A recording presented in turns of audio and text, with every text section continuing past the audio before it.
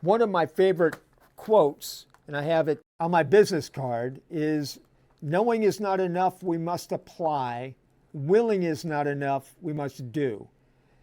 And Bruce Lee is obviously a very action-oriented person. I was introduced into the other words, willing and knowing.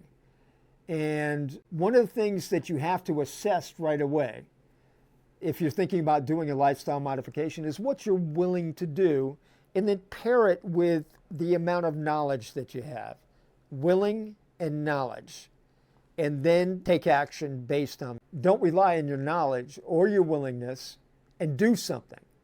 And pick anything and just get started. If you've been recently diagnosed with heart disease and you're a little bit flabbergasted by all the stuff that's being put on you, then relax and just pick something to start. I've adopted a concept of a healthy diet spectrum with the DASH diet on one side, which is a very easy diet to follow. It will have some effects on your body. It's very well studied. It's gonna help you lose a little bit of weight, normalize your blood sugars a little bit. It's designed to reduce hypertension or high blood pressure. That's what the DASH diet stands for, Dietary Approaches to Stop Hypertension. But it's a great all-around place to start, all-around diet. On the other side of the spectrum, so this is on one side, on the other side is a plant-based whole foods diet. Very difficult to follow. You have to have a lot of skill in the kitchen.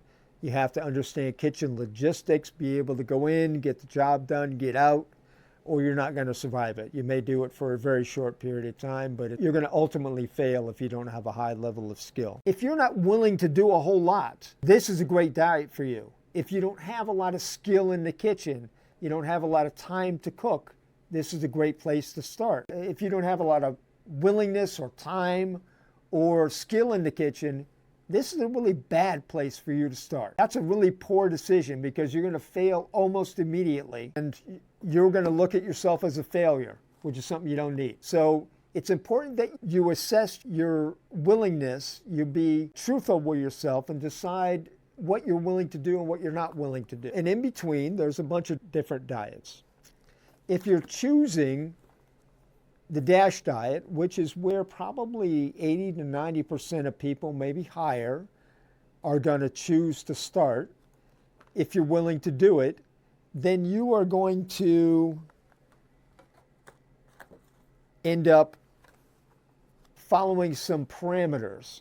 On page 5, there's a list of the parameters for a 2,100 calorie diet, which is about a 6-foot-tall man. And one good way to do this is on a little laminated card that you can carry around in your purse or your pocket and actually take out until you know what these parameters are when you're at the grocery store and you are going through looking at a nutrition facts label, which if you're going to do the DASH diet, you have to use. You cut down on salt, fat, and sugar.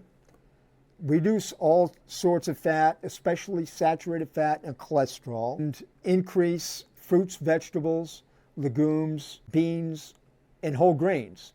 And obviously eliminate as much as possible processed food. The important thing to recognize with the DASH diet is that this is a daily total. So in order to reap even the moderate benefits from the DASH diet, losing a little bit of weight, lowering your cholesterol a little bit, normalizing your blood sugar over time, losing weight over time, you're going to have to get every single day, you're going to have to meet these quotas.